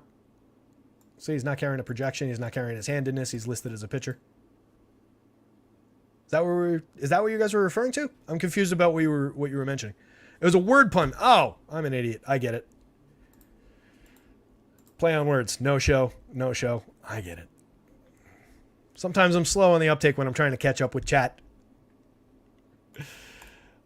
All right. So, yeah, Emerson Hancock, given the $4,000 price tag, I think is definitely at worst a DK value dart at SP2. You just plug him in. It's a cheap hitter price over there.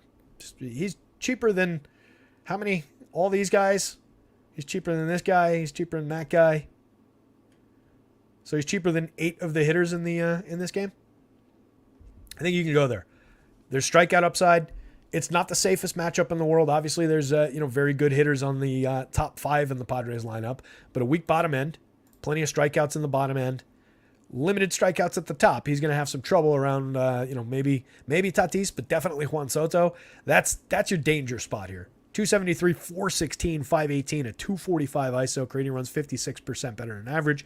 24 home runs on the season. Walks 19.8% of the time. Strikes out 20.6%. Those were 20 and 20 even yesterday.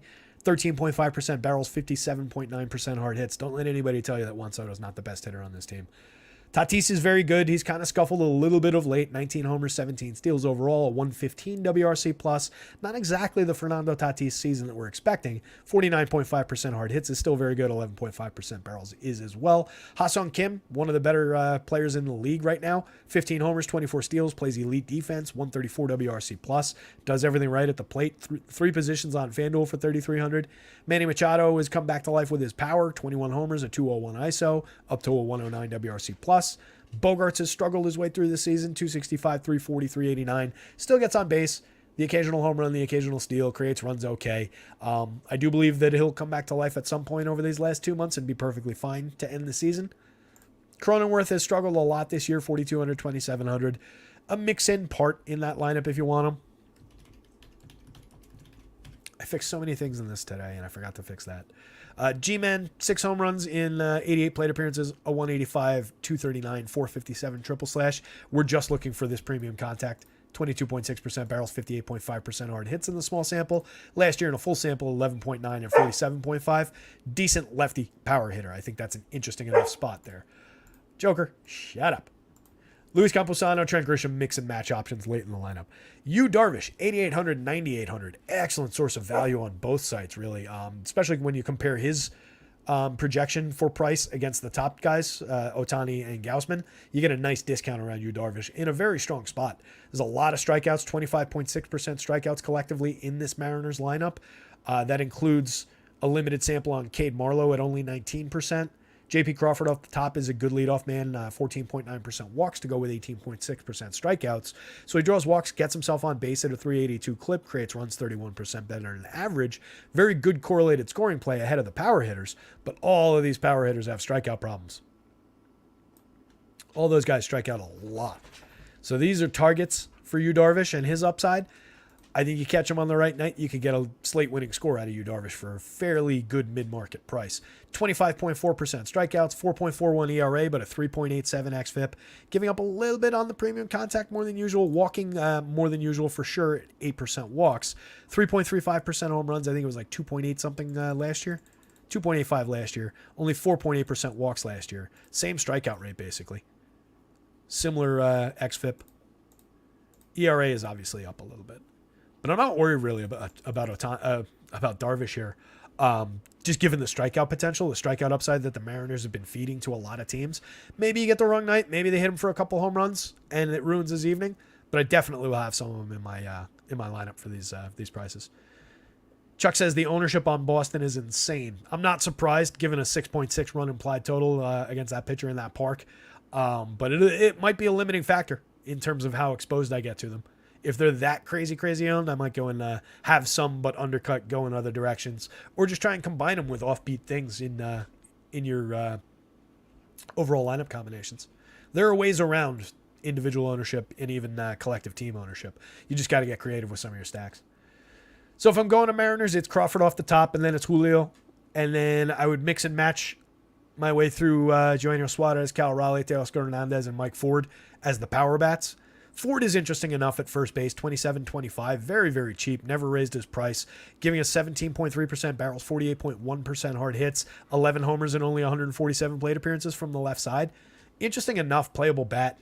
Cade Marlowe came over at the deadline, 3,400, 2,600. Playable bat, decent output so far in 42 plate appearances, 2 homers, 2 steals. Hit that big grand slam to win the game last week. I think it was last week. So limited interest in the Mariners, but I'll have a little bit to hedge off any Darvish shares. So Emerson Hancock for sure as a DK value option, just kind of floating over here on its own. And then with the things that everybody can play, it's like probably Darvish, Pods bats, Mariners bats, take a dip.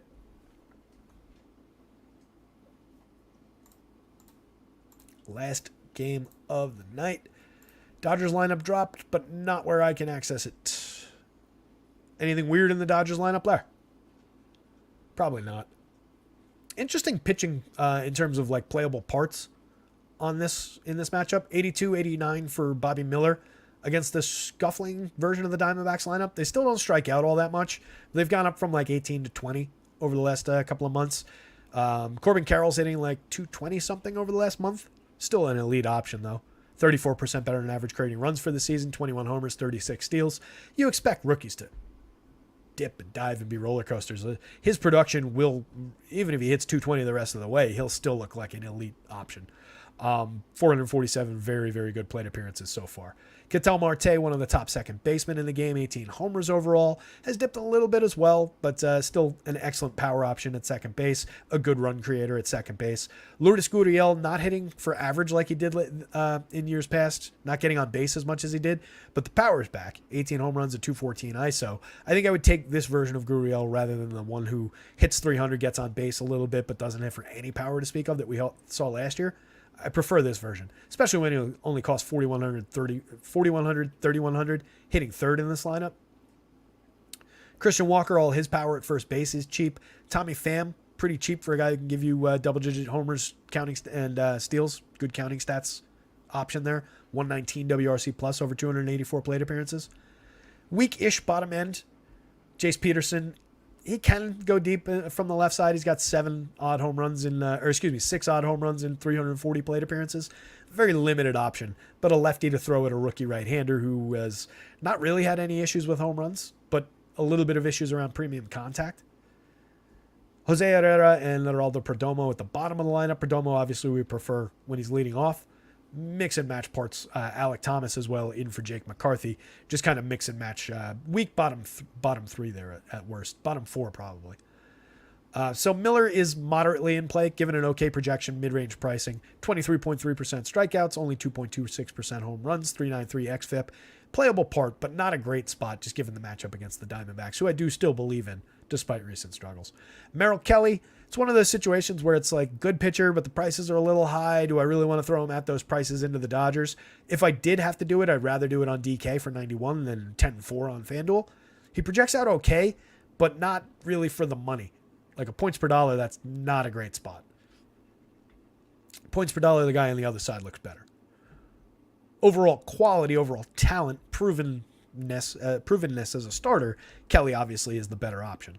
25.9% strikeout rate, a 2.85% home runs, 3.21 ERA with a 3.83 xFIP. There's obvious quality for Merrill Kelly going up against the Dodgers lineup. But I think if I'm deciding between the two, now that I can see it, I prefer the Dodgers lineup. Let me grab this version of it. So between Kelly and the Dodgers, I prefer the Dodgers, which probably will have a limiting effect on Kelly, given how much he costs on FanDuel. Even on DK, I think it would have a pretty limiting impact on how exposed I get to Merrill Kelly. I do think he's a talented pitcher, but just a terrible matchup. And there's a lot of spots that I prefer for similar prices, better prices. So the Dodgers side, a lot of obvious playable parts in the bottom of the lineup with David Peralta, Jason Hayward, and James Outman, all three of the lefties that we like for cheap prices down there. Peralta, 277, 309, 414 with a 94 WRC plus and 7 home runs. The best overall hitter out of the group. And then Hayward and Outman both have better power than Peralta does. But all three are playable lefties at very cheap prices on both sites in the outfield. They've all been productive this season. So I like all three of those lefties for cheap mix-in options to offset the pricing of all these super expensive guys up at the top of the lineup. Any of these guys in combination with any of these guys works really well for my purposes. Chris Taylor's included in that at 3,300, 2,600. Multi-position on DK, third base outfield. Third base shortstop and outfield on FanDuel for only 26. There's a ton of value there. Has been better against lefties than against righties this season, but I'm not going to really sweat that. 12 home runs, 10 steals, a playable part in the heart of the lineup. Miguel Rojas has been bad. It's him instead of Andres Jimenez, which kind of sucks. Maybe it makes it an 8-man lineup for the Dodgers, but then the obvious guys up at the top. Max Muncy. Don't want to do that. Max Muncy, an outrageously good power hitter. What is up with this mouse? Larry C. called it before. Tearing his mouse again.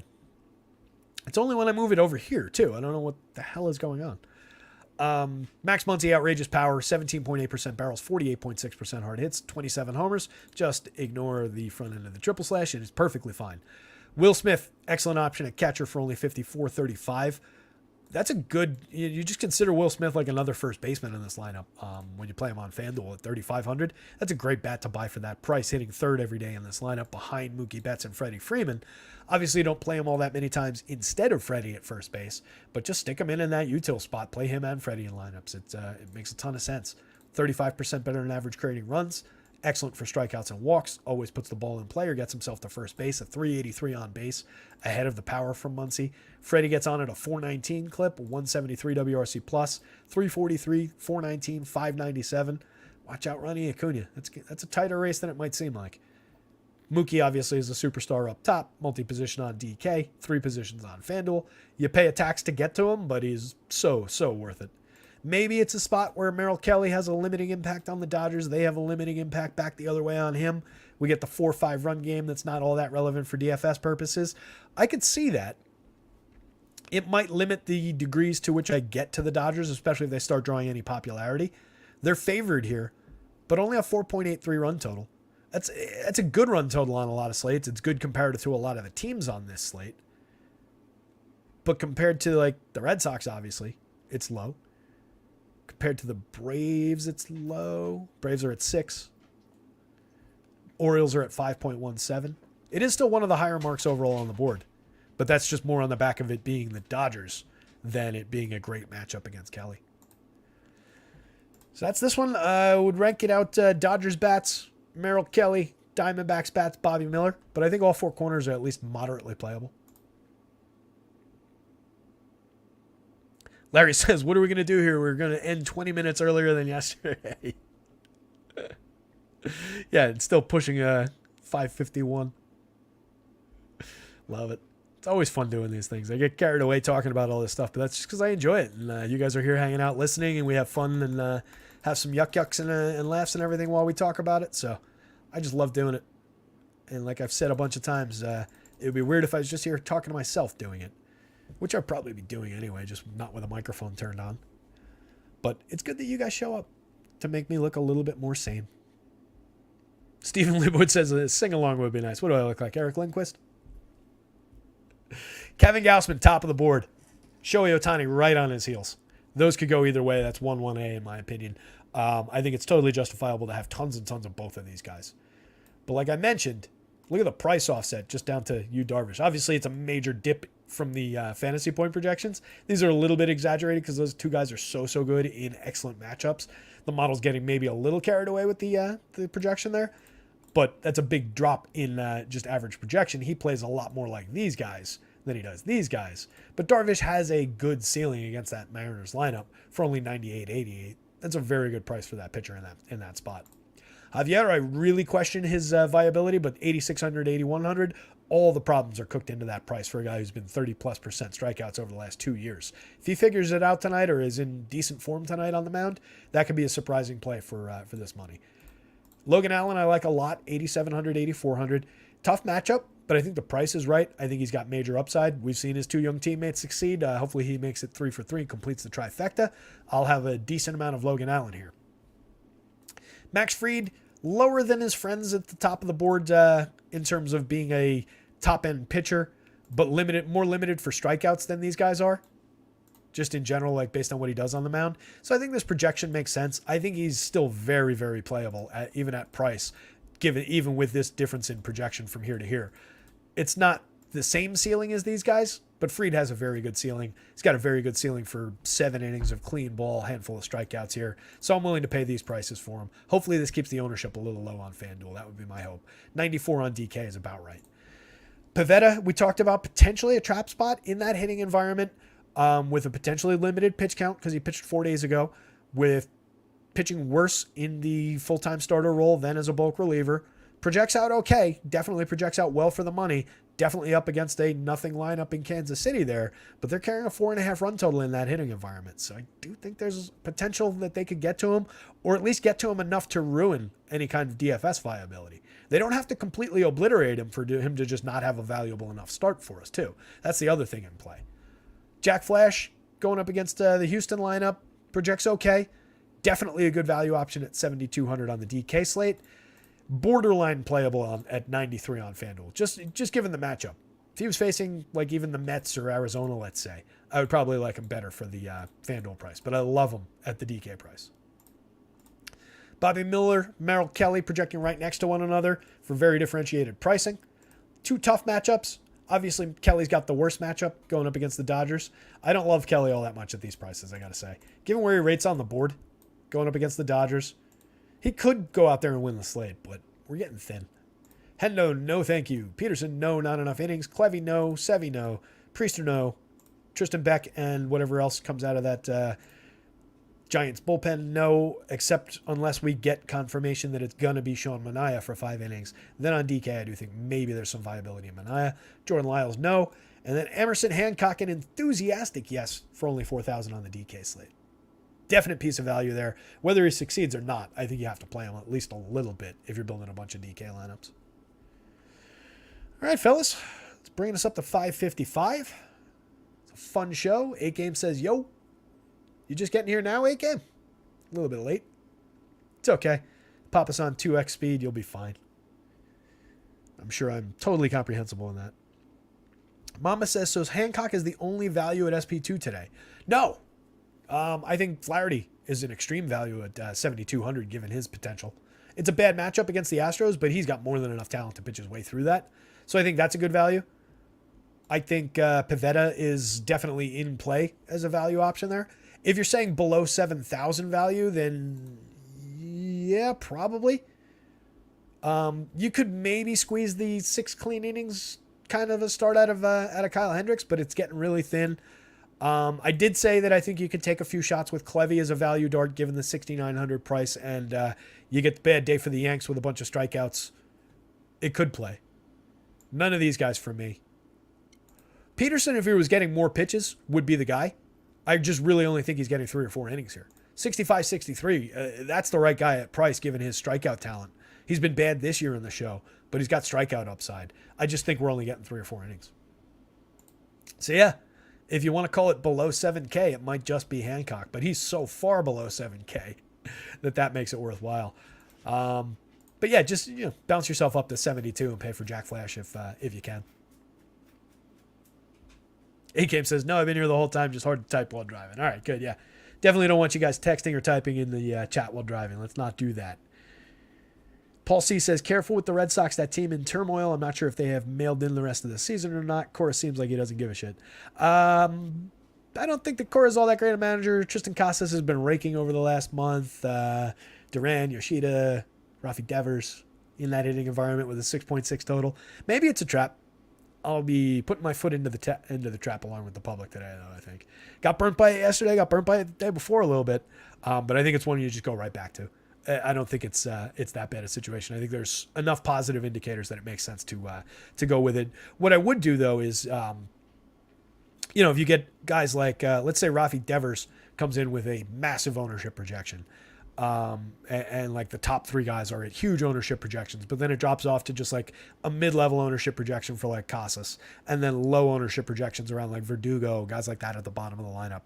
Start building with some of those guys. See where it takes you, see what you can get to with pitchers, maybe build it as a 3-man, put your 2 pitchers in, see where you're at salary-wise, and then see if you can just take on the weight of the expensive guys and then not worry so much about the ownership there because you've offset it already with some of the later lineup guys, hopefully offset it by making good choices at pitcher.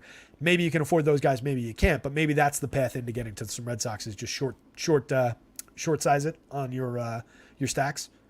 But I think full 5-mans are definitely in play. Full fade, huh, Paul? All right. Hey, look, I won't argue with you on that one. It's different approaches. I rarely full fade anything. If Coors gets out of control, I might full fade the visiting team in Coors a lot of the time while still playing the Rockies. Like decisions like that. I'd be curious, Paul, are you going to the Royals on the other side of that one then? Given some of the warts on Pivetta, given that they're hitting in the same hitting environment. Curious if you're going to them as like a cheap value team.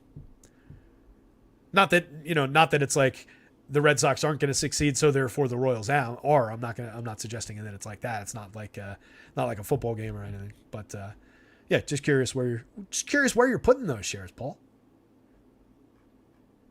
I'm on FanDuel only, so it doesn't matter as much. All right, me too. So yeah, I think that's basically it. One last look at the run board. Like we've got these 2 obvious spots with major flashing signs saying play me, play me, play me.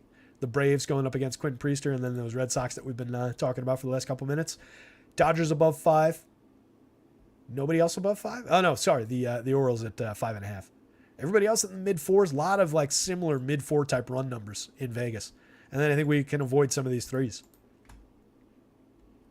Kind of a clear-cut slate. It'll be interesting to see how the pitching breaks. If you get clunkers out of these two guys, that's going to take down a big portion of the field. And then it's going to be who did best out of like this handful of guys. Interesting slate. O's in Houston stacking the game with Darvish. I don't hate that at all. I think you got potential there. Chuck Deuces says, I basically fade a team that's highly owned, maybe 25% of the projected ownership. I don't necessarily drop down that low, 25%. It depends. I don't play it exactly like that in terms of, all right, they're here, so I'm going to be here.